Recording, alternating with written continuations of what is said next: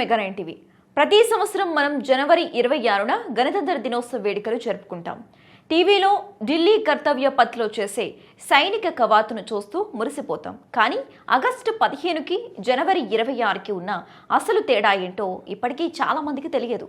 స్వాతంత్ర్యం మనం పోరాడితే వచ్చింది, కానీ గణతంత్రం మనం రాసుకున్న తలరాత. 1950 జనవరి 26 భారత చరిత్ర గతిని మార్చిన రోజు. బ్రిటిష్ రాచరికం నుంచి ప్రజాస్వామ్య వెలుగులోకి భారత్ అడుగుపెట్టిన రోజు.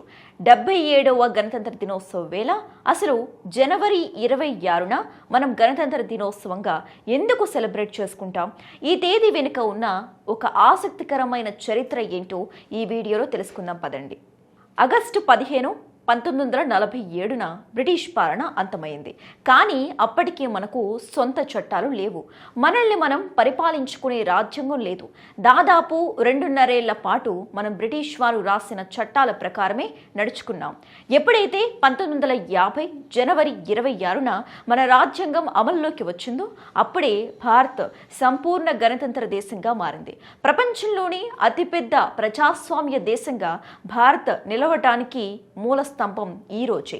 వాస్తవానికి 1949 నవంబర్ 26నే మన రాజ్యాంగ రచన పూర్తయింది. కానీ దాన్ని అమలు చేయటానికి నాయకులు జనవరి 26, 1950 వరకు ఎందుకు ఆగారో తెలుసా? దానికి కారణం 1930లో జరిగిన ఒక చారిత్రక సంఘటన.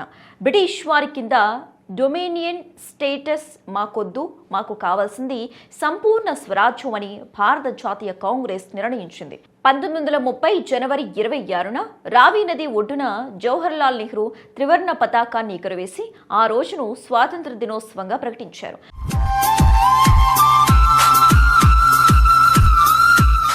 దాదాపు 17 ఏళ్ల పాటు స్వాతంత్రం రాకముందు వరకు కాంగ్రెస్ పార్టీ జనవరి 26ని స్వాతంత్ర దినోత్సవంగా జరుపుకునేది. ఆ రోజుకు ఉన్న చారిత్రక ప్రాముఖ్యతను గౌరవిస్తూ రాజ్యాంగం అమలుకు అదే తేదీని అంటే జనవరి 26ని ఎంచుకున్నారు. అలా ఆ రోజున మనం రిపబ్లిక్ అయ్యాము, అంటే సంపూర్ణ స్వరాజ్యం పొందాము. భారత రాజ్యాంగం అంటే కేవలం ఒక పుస్తకం కాదు, మన దేశానికి ఆత్మ లాంటిది. డాక్టర్ బిఆర్ అంబేద్కర్ నేతృత్వంలోని డ్రాఫ్టింగ్ కమిటీ ప్రపంచంలోని అనేక దేశాల రాజ్యాంగాలను పరిశీలించి మన దేశ వైవిధ్యానికి తగ్గట్టుగా దీన్ని రూపొందించింది. ఇది ప్రపంచంలోని అతిపెద్ద విట్రెంట్ కాన్స్టిట్యూషన్.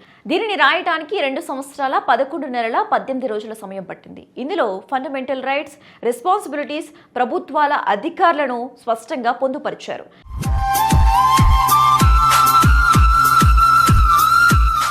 ఈ రాజ్యాంగమే మనకు ఓటు హక్కును ఇచ్చింది. ఒక సామాన్యుడు కూడా ప్రధాని, రాష్ట్రపతి అయ్యే అవకాశం కల్పించింది. రిపబ్లిక్ డే అనగానే మనకు గుర్తొచ్చేది ఢిల్లీలోని కర్తవ్య పథ్లో జరిగే గ్రాండ్ పరేడ్. ఇది కేవలం వేడుక మాత్రమే కాదు, ప్రపంచానికి భారత్ తన సైనిక శక్తిని, సాంస్కృతిక వైభవాన్ని చాటి చెప్పే సందర్భం. దేశానికి రాజ్యాంగ అధిపతి అయిన రాష్ట్రపతి జాతీయ జెండాను ఎగురవేస్తారు.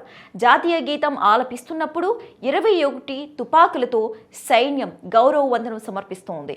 కాశ్మీర్ నుంచి కన్యాకుమారి వరకు వివిధ రాష్ట్రాల సంస్కృతిని ప్రతిబింబించే శకటాలు కనువిందు చేస్తాయి. చరిత్రను స్మరించుకుంటూ భవిష్యత్తు వైపు అడుగులు వేయటమే గణతంత్ర దినోత్సవ అసలు ఉద్దేశం.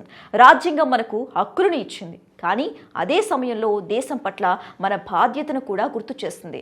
కులం, మతం, ప్రాంతం అనే భేదాలు లేకుండా భారతీయులం అనే భావనతో ముందుకెళ్దాం. మన దేశాన్ని విశ్వ గురువుగా నిలబెడదాం.